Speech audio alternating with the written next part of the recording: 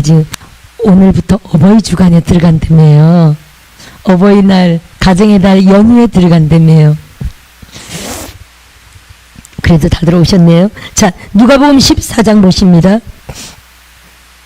어린이날하고 또 여러 날이 겹쳤죠.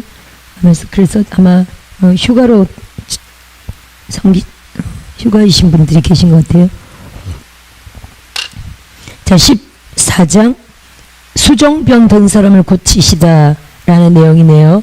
따라합시다. 수종병. 요즘은 수종병을 뭐라고 하지? 이게 무슨 병이냐면 심장하고 신장에 이상이 있는 병이거든요. 심장과 신장에 이상이 생겨서 이렇게 몸이 붓고 헛배가 부르는 질병이에요. 요즘 하도 질병들이 뭐 수만 가지라 그죠? 수종병이라는 단어는 요즘은 쓰지 않을 거려 아마. 수종병 하니까 무슨 손수자 같잖아요. 심장과 신장에 이상이 생겨서 몸이 붓고 헛배가 부르는 질병입니다.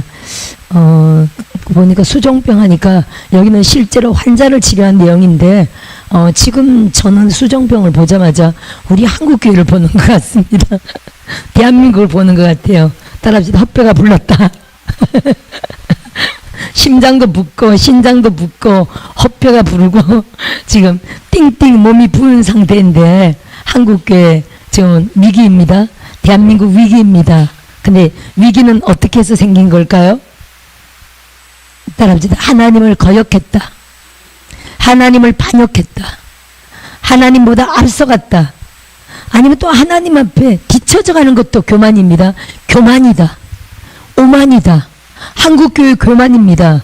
대한민국으로 말한다면 대한민국이야 어쨌든 대한민국의 책임이라고 우리가 말할 수는 없습니다. 그렇죠? 대통령이야 모든 또 불신자들과 함께 하니까 누구의 책임입니까? 한국교회 책임입니다. 대한민국 위에 한국교회가 있다는 거 우리가 절대 이해해야 될 줄 믿습니다. 따라합시다. 대한민국 밑에 한국교회가 있는 게 아니다. 맞습니까? 대한민국 밑에 한국교회가 있는 거 절대 아닙니다. 대한민국 위에 한국교회가 있고요. 한국교회의 영향력을 대한민국이 강력하게 받는다는 거 우리가 이해하신다면 이 책임은 한국교회에 있는 줄 믿습니다. 할렐루야. 한국교회에 있어가지고요. 한국교회가 정말 잘하면 우리가 영혼이 잘 되면 범사가 잘 되는 것처럼 한국교회가 잘하면 국가가 안정되고 대통령이 좋은 자가 뽑아지고 한국교회가 못하면 한국교회를 힘들게 하는 대한민국을 힘들게 하는 그러한 포악한 독재자가 세워지고 이거는 성경의 정한 원리인 줄 믿습니다. 이스라엘의 수천 년의 역사가 그랬고요. 대한민국의 역사가 그러하고요. 우리 인생의 역사가 그러한 줄 믿습니다. 따라합시다. 그래서 영을 세우자. 대한민국이 정말 영을 아름답게 세워야 되고요.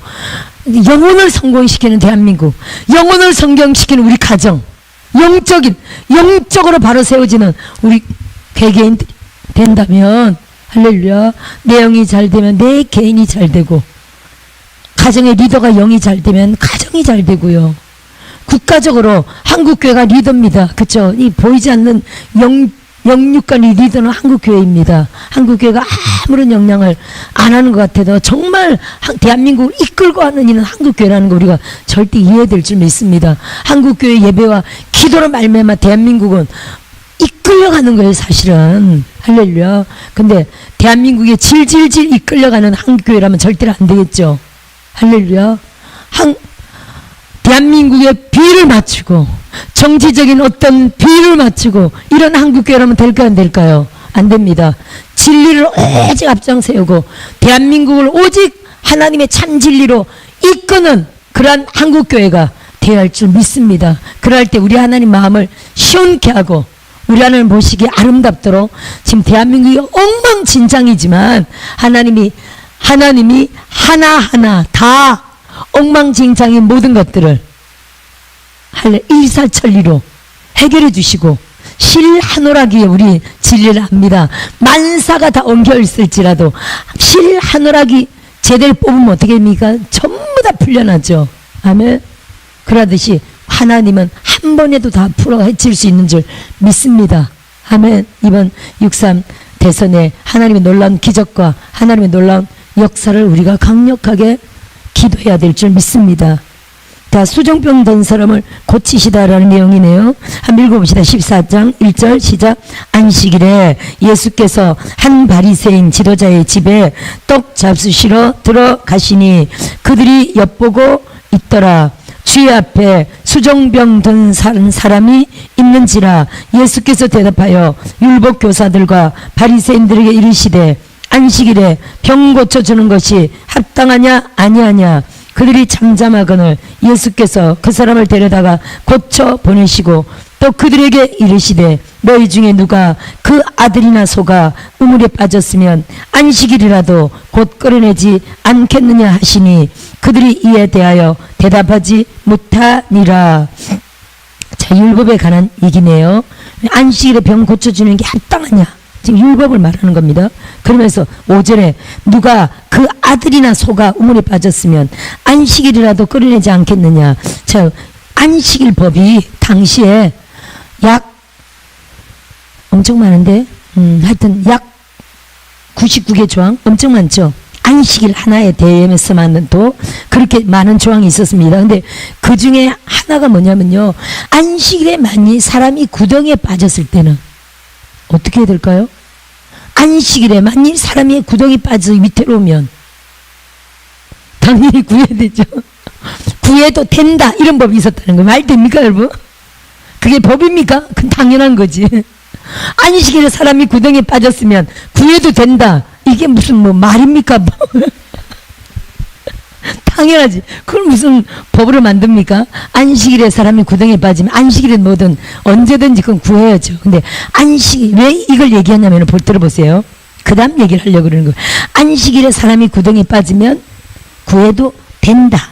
그런데 동물이 빠졌으면 이 얘기 하려고 그러는 거예요.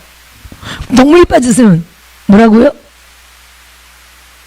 사람이 빠졌으면 구해도 된다. 그러면 그 다음에 동물이 빠졌으면 그래서 동물이 빠졌으면 안식일이 지나야 구해야 된다. 이런 법이 안식일 조항에 있다는 거예요. 구덩이가 만일에 물이 없는 구덩이면 거기선 하룻밤을 지어야 되겠다. 안식일 지날 때까지 기다려야 된다는 거예요. 물 있는 구덩이면 죽는 거지 뭐. 그죠? 근데 들어보세요. 주님이 지금 하신 말씀이 동물이 빠졌으면 안식일이 지나 구해야 되는데, 그래서 어떻게 하냐면 구하면 만일 안식일날 구하면 법을 어기는 것이 돼. 그래서 상자를 던져요. 상자를 던져서 스스로 어떻게든 밟고 나오도록 해야 된다는 거예요. 정말 웃기는 법이죠. 웃기는 법이죠. 근데 이제 그게 마침 물이 없는 구덩이면 어떻게 나오겠죠. 물 있는 구덩이면 죽을 수도 있잖아요. 그래서 지금 금방 5절에 한 말이 너희 중에 누가 그 아들이나 소, 왜 소라고 말했는지 생각해 보세요. 소는 엄청 비싸다. 지금 얘기를 하는 거예요. 아들이면 엄청 귀중하잖아요.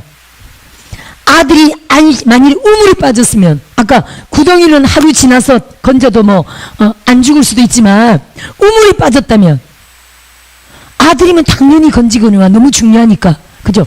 소가 우물에 빠졌다면 당장 죽잖아요. 몇백만 원 하는데 안식일을 먹어가니 무조건 구해주지 않겠느냐, 지금 이 말을 하는 겁니다. 이게 얼마나 외식입니까? 그렇잖아요? 율법을 철저하게 지킨다 하면서도 상황에 따라 달라지잖아요. 상황윤리, 외식이죠, 일종의. 소가 우물에 빠졌으면, 그 아들이나 소가 우물에 빠졌으면 안식일이라도 곧 끌어내지 않겠느냐 하니 그들이 대답을 못하더라는 얘기입니다. 아멘. 이거 인간의 외식을 야단친 책망하신 거죠. 이 앞에도 그런 내용이 있었습니다. 13장에도 이거 18년 동안, 여기 13장 10절에도 18년 동안 꼬부라져 귀신 들린 한 여자를 고쳤습니다. 네가 네 병에서 고였다 했더니 회당장이 분노해가지고, 13장 14절 보세요. 회당장이 분노해가지고, 아니 안식일 외에도 6일 동안 많은 날들이 있는데 그 많은 날에 고치지 왜 하필 안식일에 고치냐.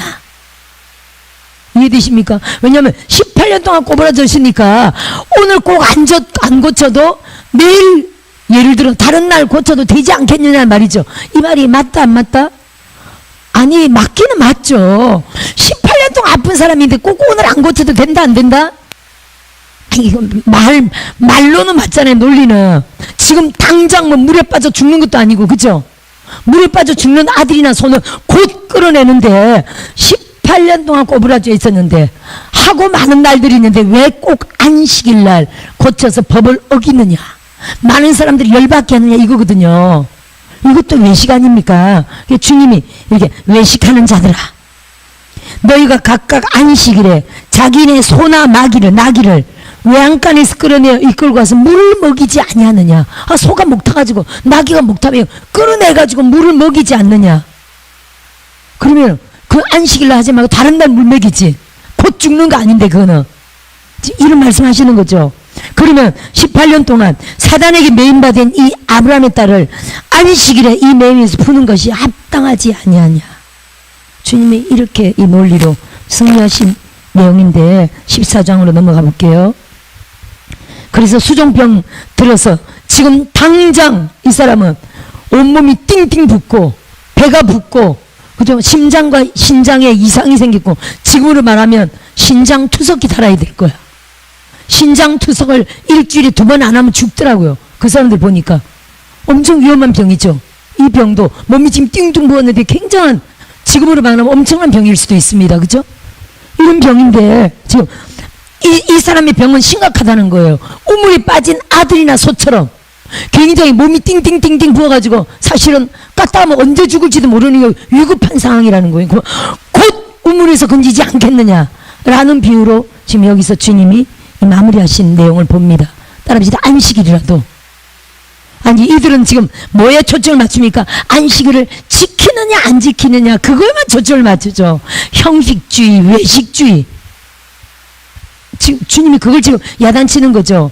하나님의 요구는요, 안식일의 의미가 뭡니까?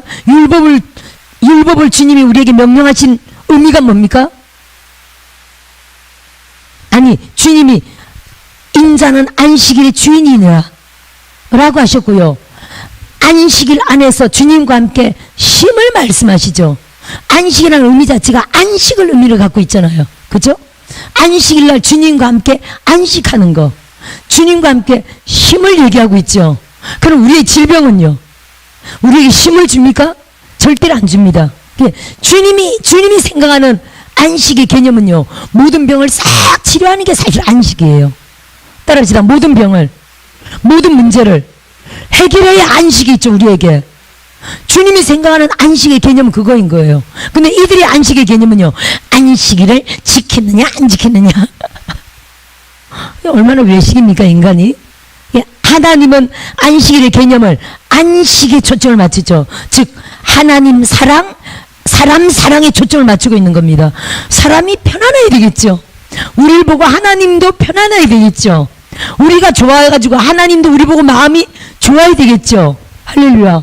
하면 우리가 행복하고 하나님도 우리 보고 행복해야 되겠죠.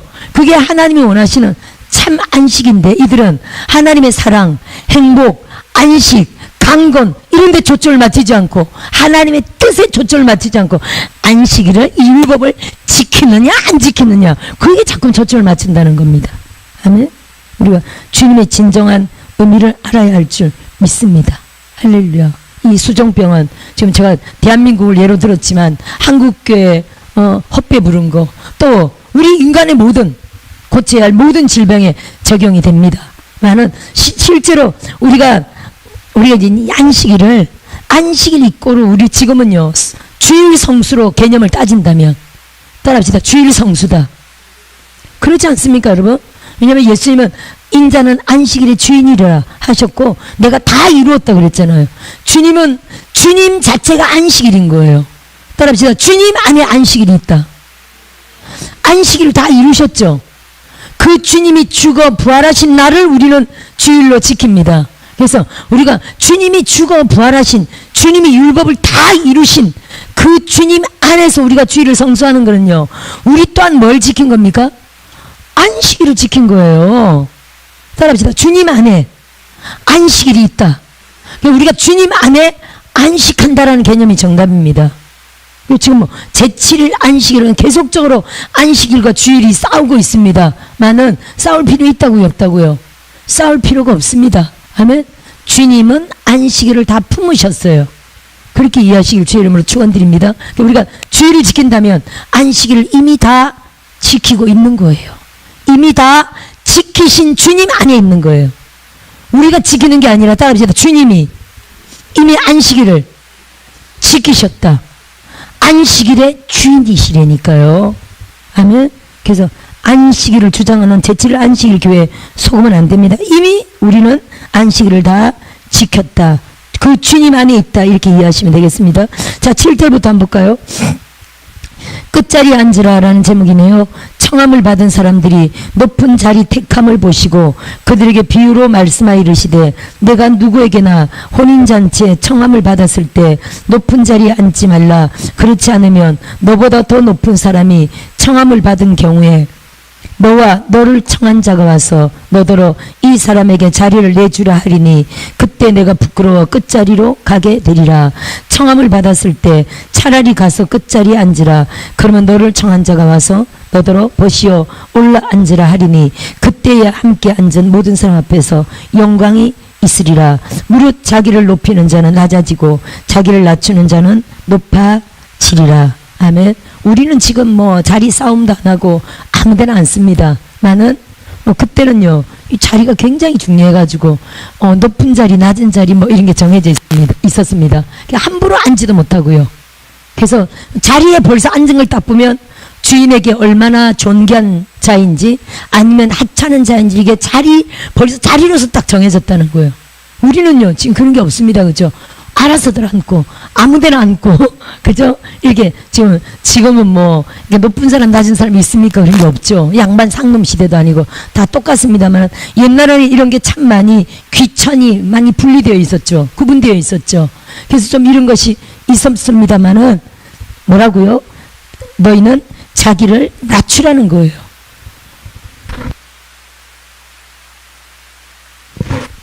무릇 자기를 높이는 자는 낮아지고 자기를 낮추는 자는 높아지리라. 이렇게 말씀하시면서 항상 어디 앉으라고요? 끝자리에 앉으라. 많은 사람이 높은 자리에 앉기를 좋아하지만 너는 말석에 앉으라. 끝자리에 앉으라. 이렇게 지금 말하고 있습니다. 따라합시다. 나를 낮춘다. 나를 낮추는 자, 자기를 낮추는 자는 결국은 주님이 높이신다는 거죠. 이게 이제 야고보서에 있는 말씀인데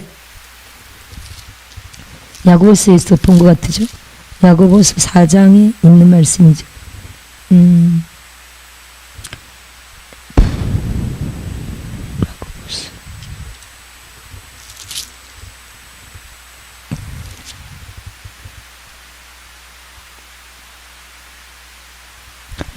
야고 4장 10절이구나. 주 앞에서 낮추라. 그러면 주께서 너희를 높이시리라. 9절 한번 읽어볼까? 아니 9절 시작. 슬퍼하며 애통하며 울지어다. 너희 웃음을 애통으로 너희 즐거움을 근심으로 바꿀지어다.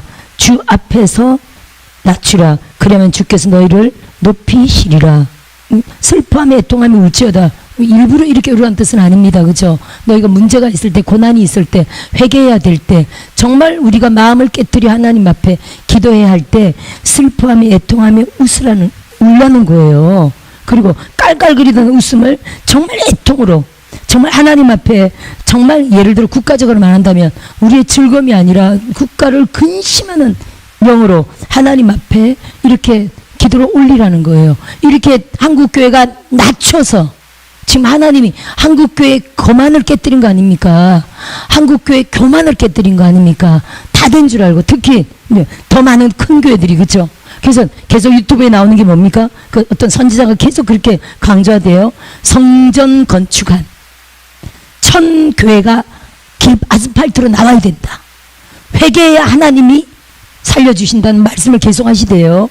우리는 아직 성전을 안 지었으니까 해당되지는 않네요.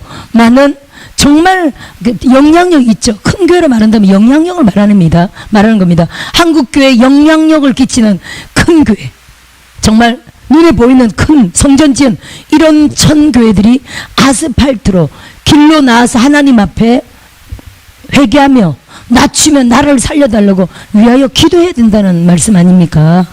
근데 절대로 나오지 않고 있죠. 예를 들어 많은 교회들이. 이거는요 한국교회 그 말입니다. 이대로도 괜찮다라는 아니죠. 아멘. 이대로도 한국교회 괜찮을 것이다 라는 나태함 아닙니까? 사실은 굉장히 누가 봐도 위기인데, 위기 아닙니까 여러분? 한국교회 엄청난 위기입니다. 중국 보세요. 우리가 알지만 중국 시진핑이 중국 교회들을 다 무너뜨린 사건 우리가 알지 않습니까? 지금 그 이후 중국이 굉장히 엄청난 환란을 겪고 있죠. 온갖 뭐 기후나 여러 가지 재앙으로 엄청 곤란을 겪고 있습니다만, 하여튼 중국에서 추방된 사람들 저도 엄청 많이 알거든요. 저도 방글라데시 갔더니 또 필리핀 갔더니 중국에서 추방돼서 나온 교회에서 주회종인데 추방돼서 나온 사람들이 거기 있어서 저도 만나보고 했는데 교회를 다 부셔버린 거죠. 에? 그러면 한국교회 앞으로 그렇게 안 한다고 보장할 수 있습니까 여러분? 없습니다. 그렇죠 여러분? 그럼 우리 마지막까지 지금 한 달 남았는데 한 달 동안 최선을 다해서 정말 한국교회, 대한민국의 희망은 어디입니까? 사실 교회죠 여러분.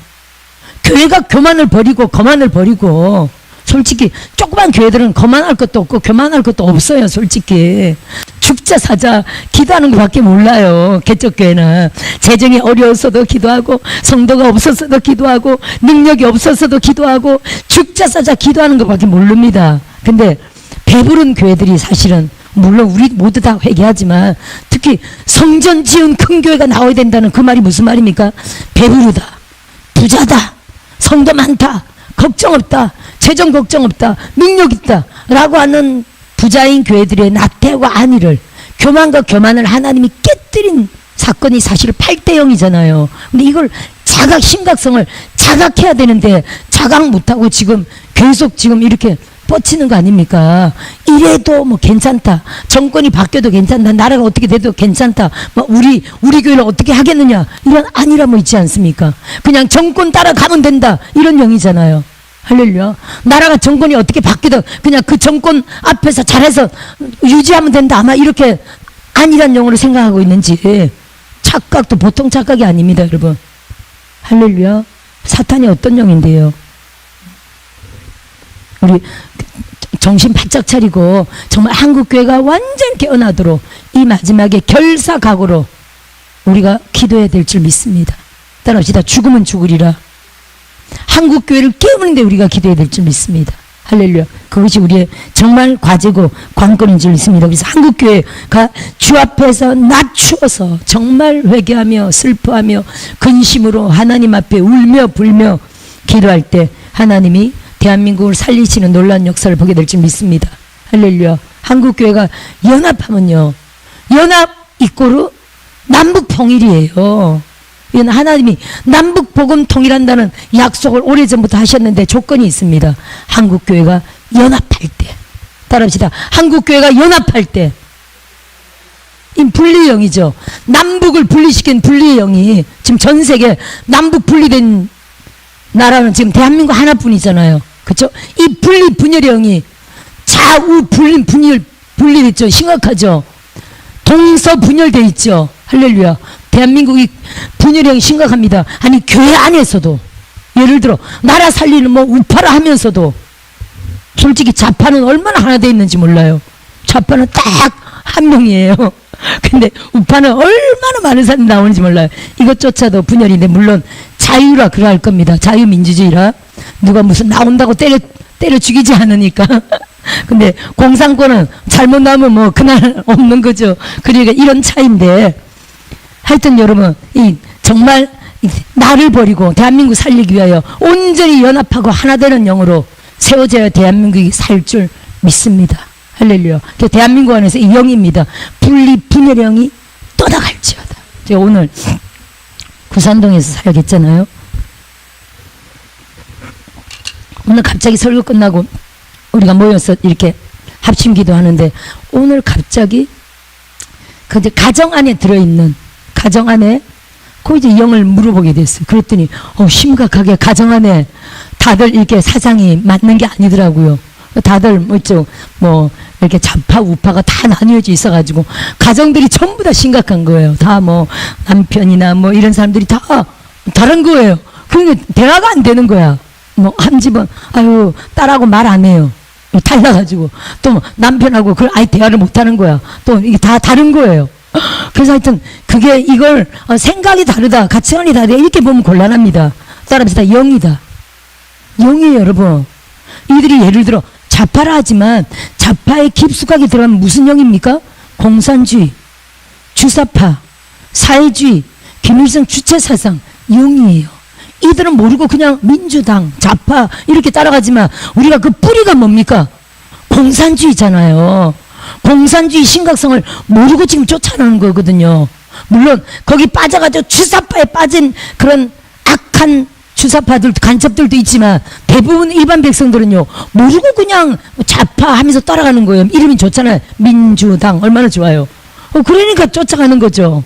근데 사실상 우리가 영어를 알지만 공산주의예요. 김일성 주체사상이에요. 사회주의입니다, 여러분. 할렐루야. 그 영이에요. 결국엔 다 알게 될 거예요. 그래서 계몽룡이라는 이름으로 많은 사람들이 지금 사실 돌아온 사건 아닙니까? 근데 그런데도 지금 하나님이 우파보다 좌파가 더 많다. 숫자적으로. 따라합시다. 안심하면 안 된다. 숫자가 좌파가 훨씬 많다니까요. 막 70% 60% 하니까 다 된 줄 알고 난리 쳤는데 8대빵. 하나님이 정신 차리라는 거지 뭐예요. 응?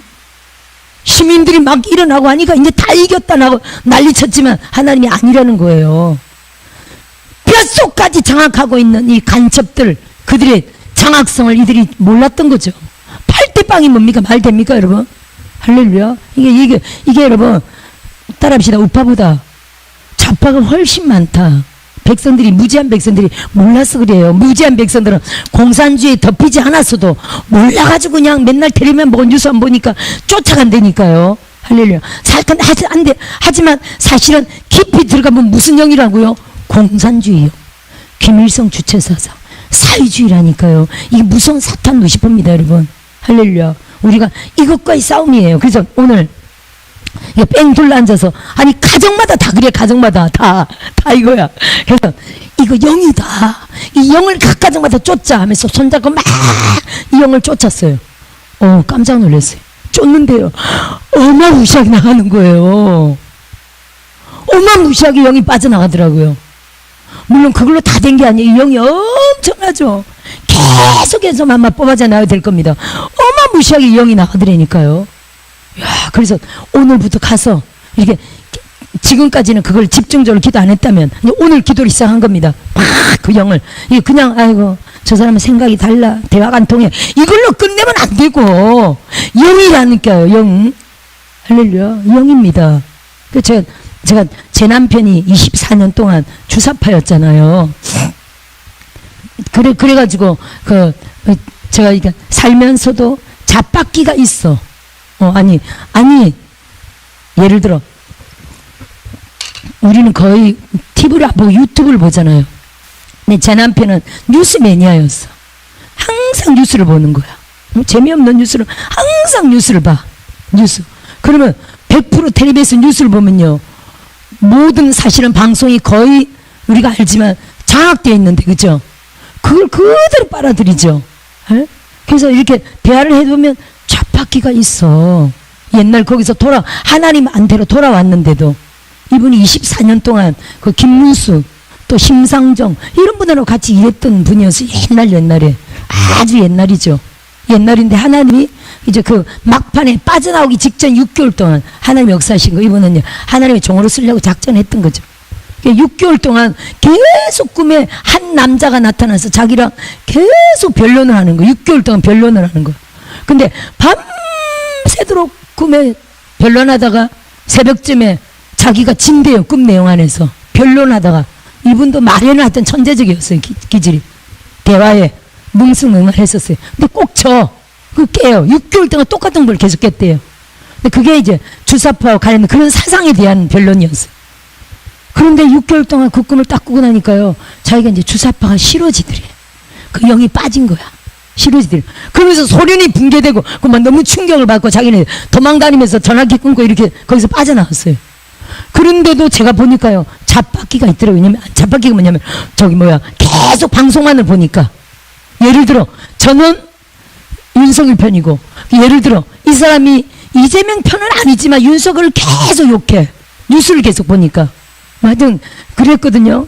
그랬는데 그래서 제가 뭘 틀었냐면은 전 정광훈 목사님 설교를 계속 틀었지. 그분 들으라고. 전 영성이니까 뭐 그런 쪽 설교는 아니지만 들으라고. 주사파 척결하는 데는 그분이 최고잖아요. 평생을 싸우셨으니까 그걸 계속 틀어놨죠. 그랬더니 뭐 처음에 재밌는 거 뭐 그분의 간증 재밌는 거 엄청 많잖아요.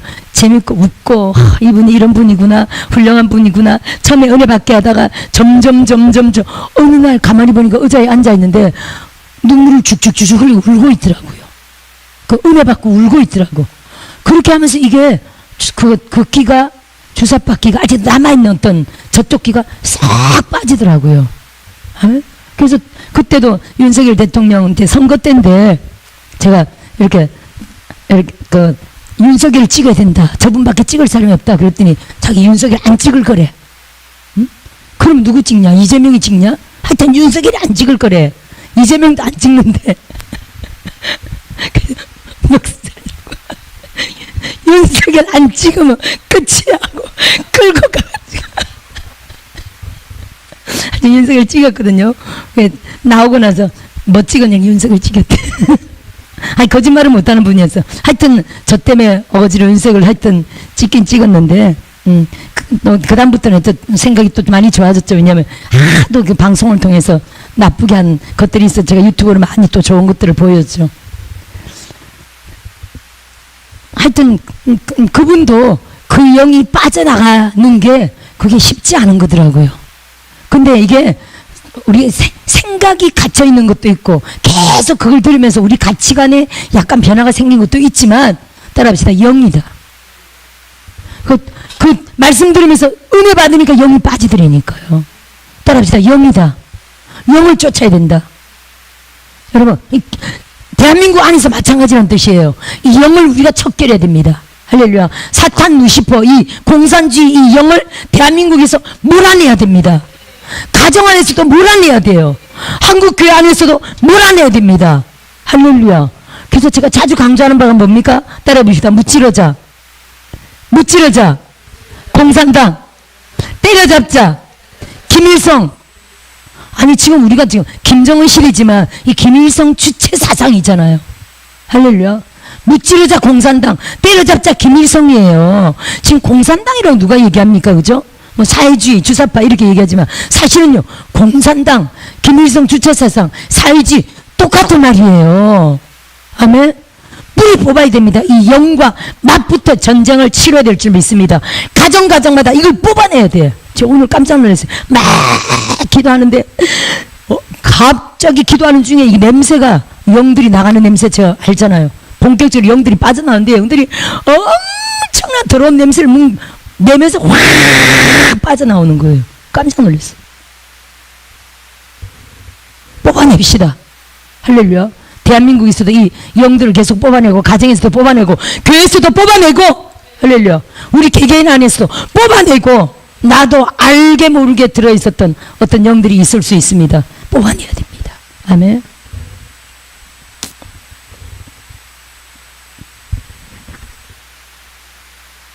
자, 그 다음 읽어볼까? 어디까지 했지?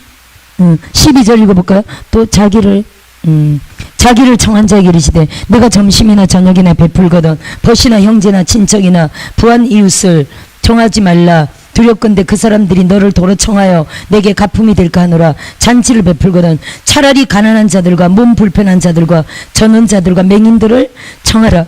그리하면 그들이 갚을 것이 없으므로 내게 복이 되리니 이는 의인들의 부활 시에 내가 가품을 받겠음이라 하시더라. 아멘. 잔치를 베풀거든. 그래서 이게 지금 복음에 대한 얘기인데 따라합시다. 복음은 가난한 자의 것이다. 할렐루야. 복음은 가난한 자의 것입니다. 우리가 복음 전도는 정말 가난한 자를 목표로 하면 정확하게 적중됩니다. 그래서 지금 가난한 자의 복음 전도는 어디라고 말할 수 있습니까? 정확하게 세계 선교입니다. 우리가 세계 선교하는 나라들이 전부 다 부자 나라입니까? 미국 갑니까? 캐나다 갑니까? 물론 미국 캐나다 다니는 선교사님들도 있지만 우리가 선교를 가면요 필리핀 어마무시하게 가난했죠. 수상 가옥을 제가 가봤어요. 아니 물 위에 쫙 집들이 이렇게 마치 빈민촌 같은 집들이 쫙 있길래 그 수상가옥이래요. 빈민촌이래요. 그래서 제가 물어봤어요. 그러면 혹시 화장실은 어떻게 돼 있어요? 그랬더니 전야성 교사님이 아우 그 바다로 바로 변이 밑으로 바로 내리는 거죠. 그게 얼마나 더럽겠어요. 똥오줌 바로 내리는 건데. 와, 그런 하여튼 촌이 있더라고요. 그런 거기 사람들이 쫙 사는 데 있죠. 네? 그런 지역도 있고 뭐 방글라데시 아니라 엄청 하여튼 어려운 나라들이 있습니다. 그래서 천야 선교사님 복음 전도 얘기 들어보셨지만 일주일에 5번 나간다 그러잖아요. 5번. 한 번 나갈 때마다 100명 이상씩. 100명 이상씩 모인대요. 그들에게 맛있는 거 과자 주고 어떤 때는 뭐 한 푼 주고 이런 식으로 지금 복음 전하시는데 사람들이 막 모여든다 그러잖아요. 우리처럼 뭐 핸드폰을 다 가지고 있는 시대가 아니죠. 어제 누가 최근에 한 분 이렇게 대화하면서 그분이 제가 예언을 녹음해서 주려고 했더니 전 핸드폰 없어요 그러더라고요. 그래서 어머 요즘 핸드폰 없는 사람도 있나? 이렇게 했는데 어제 누구랑 대화하면서 그분과 아는 사람이 제가 그분은 핸드폰이 없어 내가 연락이 못했다 그러더라고. 그러면서 그분이구나 녹음해 주려니까 핸드폰이 없더라 그랬더니 한 분이 옆에서 아이고 요즘 핸드폰이 없는 사람도 있나? 천년기념물이네. 지금 대한민국은 핸드폰이 없는 사람이 있다 없다? 아니 없다는 거죠. 아니 핸드폰이 없는 사람이 있으면 이건 천년기념물이라니까. 핸드폰 없는 사람이 거의 없다는 거예요. 언제부턴가 이렇게 됐네요. 옛날에는 그래도 어른들이 있기도 하고 없기도 하고 아이들이 있기도 하고 없기도 했는데 그죠? 요즘은 아이들도 대부분 핸드폰을 갖고 있고 이제 어른이 정상적으로 우리 같은 어린이 이번에 그 사람 아마 우리 같은 어른이었습니다. 50대 60대 이런 사람들이 핸드폰이 없다면 이거는 할 일이야. 천년기념물이네. 이 한국 사람들은요 이제는요 핸드폰 없는 사람이 아예 없는 거야. 활동하는 사람들은. 야 대한민국 이렇게 돼버렸네요. 할렐루야. 그러면요 우리나라 수준이 그렇다는 거예요. 그럼 외국에는 핸드폰 없어요 아이들이. 그러니까 100명 하면 막 몰려오는 거예요. 우리의 복음 전도가 어디를 겨냥해야 된다고요? 가난한 자를 겨냥해야 된다는 거예요. 물론 한국 사람을 전도하면 참 좋겠지만 우리 동포니까 우리가 세계관을 가진다면 동포란 말이 사실 의미가 있어요 없어요? 의미가 없죠. 세계관을 가진 하늘나라 천국의 세계관을 가진 우리라면 동포란 개념이 참 의미가 없죠. 할렐루야. 따라합시다. 세계는 하나다. 모두가 하나님의 자녀들이잖아요. 하나님의 창조물이잖아요. 할렐루야. 그래서 우리가요 대한민국의 한 사람을 전도해도 참 의미가 있지만 한 사람을 전도하는 것보다 가난한 지역으로 가난한 자의 복음은 가난한 자의 것이므로 가난한 자에게 날아가면 한 사람을 전도 활동하는데 대한민국에서는 가난한 자 지역 가면요 500명도 전도할 수 있다니까 쉽게. 할렐루야. 복음은 가난한 자의 것입니다. 그래서 이 잔치 비유가 가난한 자를 초청하라는 거예요. 아멘. 그들이 갚을 것이 없으므로 내게 복이 되리니 그들 영혼을 다 건질 수 있다는 거죠. 아멘. 그들 영혼을 건지고 또 하늘에 상이 있다는 거예요. 의인들이 부활 시에 내게 갚음 즉 상급이 있다는 겁니다. 상급이 있다는 건요 우리가 아무리 잘해도 그 영혼을 구원하지 못하면요 큰 상은 없을 겁니다. 그냥 베푼 상은 있을 겁니다만 결론적으로 베푸는 목적이 뭡니까? 영혼 구원이죠. 영혼 구원을 하지 못하는 베품은 좀 사실은 좀 목적이 어긋나는 거잖아요. 그렇죠? 우리가 정말 베품과 함께 그 목적에 맞도록 영혼을 온전히 건져야 되겠죠. 아멘. 할렐루야. 목적을 못 이루어도 우리가 하나님 안에서 잘하는 건 다 상급이 있겠지만 결국 우리가 행한 모든 게 영혼 구원과 열매를 맺게 된다면요 이건 놀라운 상급이 될 줄 믿어요. 따라합시다. 가난한 자를 겨냥한다. 그래서 이 마지막 때는요 정말 여러분 저와 여러분이 선교 시대라는 걸 이해하셔야 됩니다. 이 선교 신학원이라는 이 선교자를 사실 제가 붙인 건 아닙니다. 갑자기 우리가 저 원당에 이사 온 게 그게 2019년도인데 2020년도죠. 2020년도에 그게 옮겨왔는데 옮겨오면서 갑자기 하나님이 선교란 단어를 딱 붙이셨어요. 그전에는 선교란 단어가 없었습니다. 그냥 알포메가 뭐 신학원이었죠. 신학연구원. 그랬는데 하나님이 그 원당으로 옮기면서 간판을 바꾸면서 알파 오메가 선교신학원으로 바꾸셨어요. 근데 선교신학원으로 바꾸면서 그리로 계속 어떤 분들을 보내셨다고요? 하나님이 선교사님들을 막 보내셨어요. 원당이 있을 때, 그 4년 딱 있을 때 오신 분들이 지금 여기 방글라데시 모든 선교사님들, 여기 오시는 모든 선교사님들이 다 선교신학원 간판 달고 오셨던 분들이 하나님의 뜻인 줄 믿고요. 그 선교사님들만 오게 하시려는 목적이 아니라 우리 모두가 뭘 지향해야 된다고요? 이 마지막 때 선교를 지향해야 된다. 할렐루야. 한국에서 사역은 하지만 더 많이 선교를 목적으로 많은 영혼들을 수백, 수천, 수만 영혼들을 구원할 수 있는 게 이 마지막 때 가난한 자들의 선교입니다. 할렐루야. 이 목적을 아시고 우리가 기도하면서 나가야 될 줄 믿습니다. 자, 큰 잔치 비유 한 번 더 읽어볼까요? 함께 먹는 사람 중에 하나가 이 말을 듣고 이르되 무릇 하나님의 나라에서 떡을 먹는 자는 복되도다 하니 이르시되 어떤 사람이 큰 잔치를 베풀고 많은 사람을 청하였더니 잔치할 시각에 그 청하였던 자들에게 종을 보내어 이르되 오소서 모든 것이 준비되었나이다 하매 다 일치하게 사양하여 한 사람은 이르되 나는 밭을 샀음에 아무래도 나가보아야 하겠으니 청컨대 나를 양해하도록 하라고 또 한 사람은 이르되 나는 소 5겨리를 샀음에 시험하러 가니 청컨대 나를 양해하도록 하라고 또 한 사람은 이르되 나는 장가 들었으니 그러므로 가지 못하겠노라 하는지라. 이게 무슨 말입니까 여러분? 주님의 초청에 부자들은 다 나태함과 안일함으로 교만하고 거만함으로 안 온다는 거예요. 결국에 누구를 초청하라는 겁니까? 이 마지막 세대에 복음이 누구를 겨냥해야 되는지 우리에게 지금 말씀하시고 있죠. 같이 한번 읽어보자. 종이 돌아와 주인에게 그대로 고하니 이에 집주인이 노하여 그 종에게 이르되 빨리 시내의 거리와 골목으로 나가서 가난한 자들과 몸 불편한 자들과 맹인들과 전원 자들을 데려오라 하니라. 종이 이르되 주인이여 명하신 대로 하였으되 아직도 자리가 있나이다. 주인이 종에게 이르되 길과 산 울타리 가로 나가서 사람을 강권하여 데려다가 내 집을 채우라. 내가 너에게 말하노니 전에 청하였던 그 사람들은 하나도 내 잔치를 맛보지 못하리라 하였다 하시니라. 할렐루야. 이 단락도 마찬가지입니다. 따라합시다. 마지막 때 복음은 가난한 자들의 것이다. 할렐루야. 그래서 우리가 너무 헛된 시간을 낭비하는 것보다 가난한 자들에게로 뛰어들어가 그들을 왕창, 따라합시다. 왕창 그물이다. 이번에 어떤 강사님이더라? 소현성 목사님인가? 황금 그물에 대해서 말씀하시더라고. 황금, 하늘에서 황금 그물이 내려온다고. 베드로가 그물을 던졌더니 3천 5천.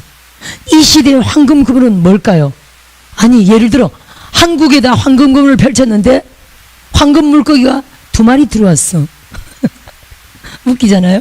필리핀에다 황금 그물을 던졌는데 예를 들어 조그만 물고기가 3천 5천 마리가 들어왔어. 어떤 게 더 황금 그물의 의미가 있는 겁니까? 그렇죠 여러분. 그래서 황금 그물이에요. 황금 그물이 하늘에서 내려온다고 그분이 환상 가운데 그렇게 말씀하셨거든요. 이걸 우리가 물론 한국 영혼도 우리가 한국에 있는 동안 구원해야 되지만 특히 우리는 이런 영성사역으로 알게 모르게 많은 사람들이 옵니다. 믿지 않는 자들도 와서 은혜 받고 어떤 사람은 대화해보면 저는 막 교회를 안 다닙니다 하는 분도 예수 믿게 하고 또 예수를 5대 믿었는데도 성령 안 받고 방언 안 받고 바로 그날 성령 받고 이런 것도 여기는 참 이런 사역이 되어 있어서 참 감사합니다만 수적으로 가끔이죠. 그렇죠? 가끔입니다. 그러면 예를 들어 우리가 선교사로 나가서 많은 영혼들을 100명 200명 날마다 수백 명을 상대한다 그러면요 그 중에 성령 안 받은 자들 대부분이겠죠. 거의 100%일 겁니다. 방언 못하는 자들 100%, 불신자들 100%일 수도 있습니다. 그러면 우리가 만나는 자들이 능력종들인데 만나는 자들이 따라합시다. 모든 자들을 구원한다. 모든 자들을 성령 받게 한다. 모든 자들을 방언 받게 한다. 이 놀라운 사역이잖아요. 할렐루야. 까맣고 하얗고 노랗고를 떠나서 얼마나 많은 영혼들을 하나님께 황금 그물에 건져서 하나님께 올려드립니까? 할렐루야. 아멘. 그래서 여러분 우리가 강권하여 정말 강권하여 가난한 자들을 차별 없이 주 앞에 복음 전도하여 황금 그물에 담아서 하나님께 올려드리는 종들 되어야 할 줄 믿습니다. 아멘. 마지막까지 읽어봅시다. 제자가 되는 길. 수많은 무리가 함께 갈새 예수께서 돌이키사 이르시되 무릇 내게 오는 자가 자기 부모와 처자와 형제와 자매와 더욱이 자기 목숨까지 미워하지 아니하면 능히 내 제자가 되지 못하고, 이렇게 되어 있죠. 미워하지 아니하면. 그럼 미워하라는 겁니까?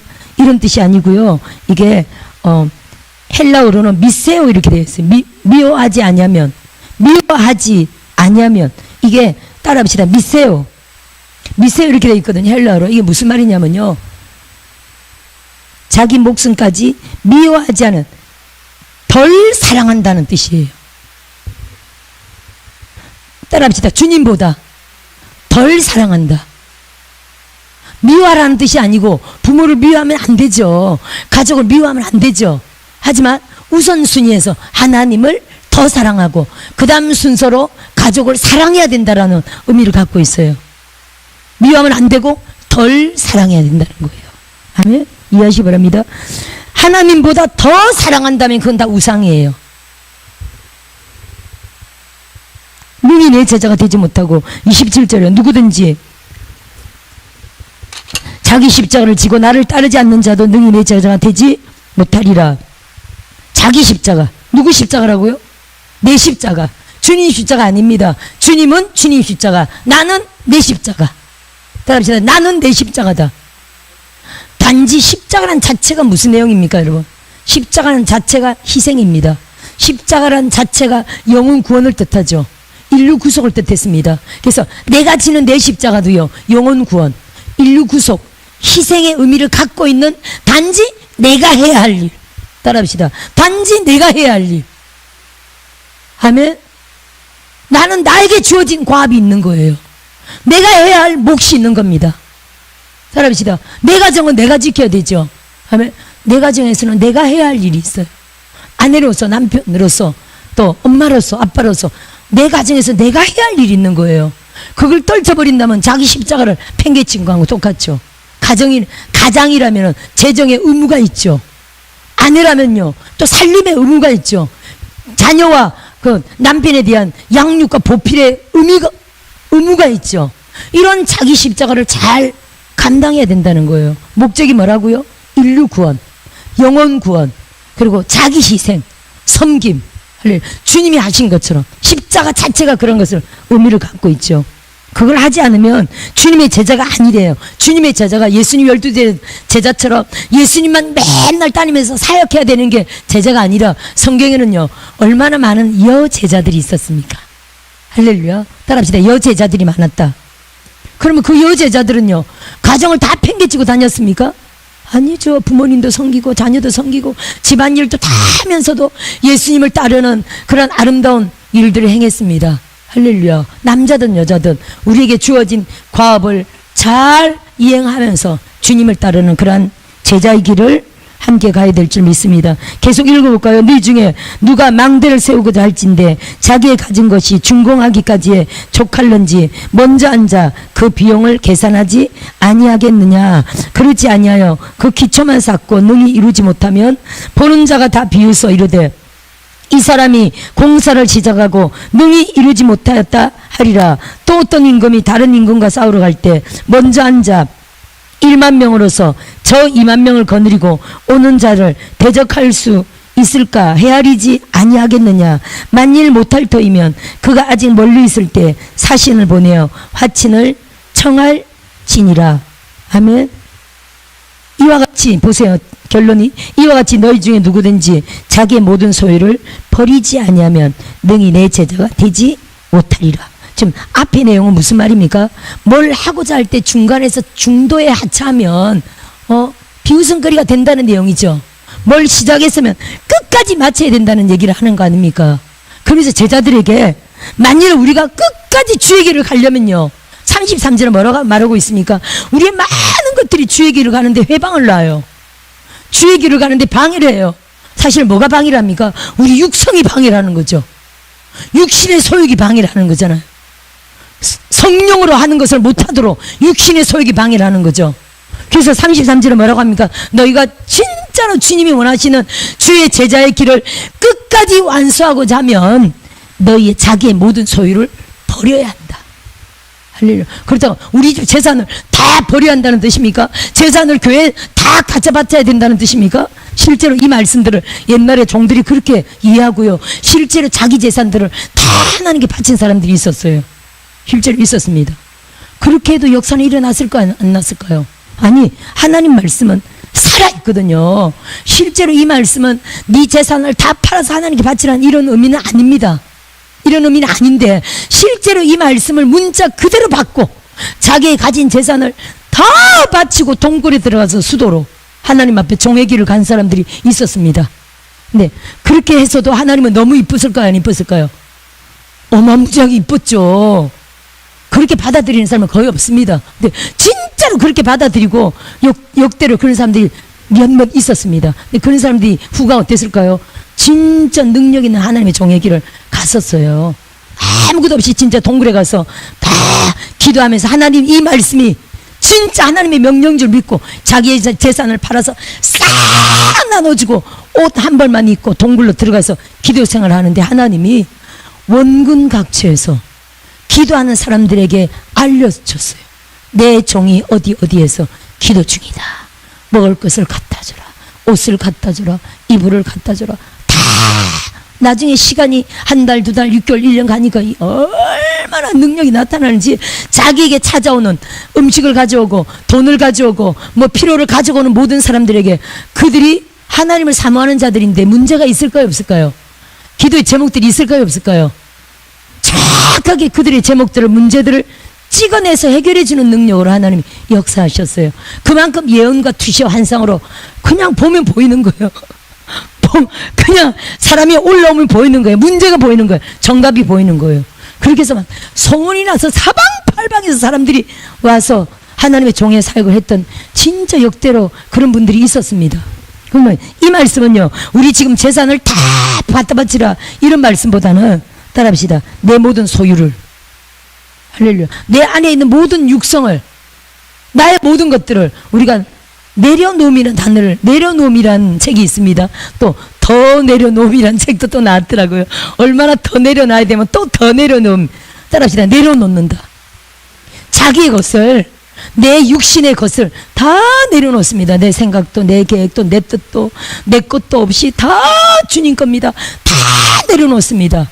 그리고 어떻게 산다고요? 오직 하나님의 음성대로 성령의 이끄심 따라.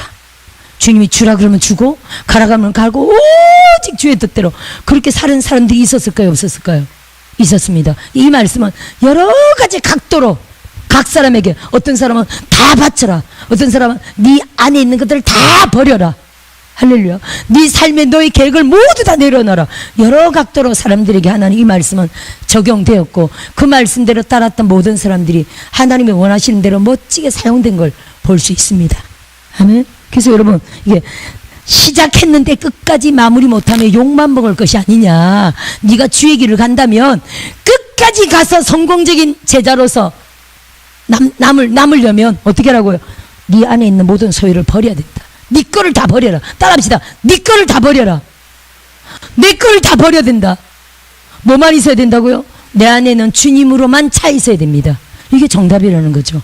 주님으로만 차 있는다면 우리는 제자의 삶을 성공할 수가 있습니다. 자, 끝에 한번 읽어볼까요? 소금이 좋은 것이나 소금도 만일 그 맛을 잃으면 무엇으로 짜게 하리요?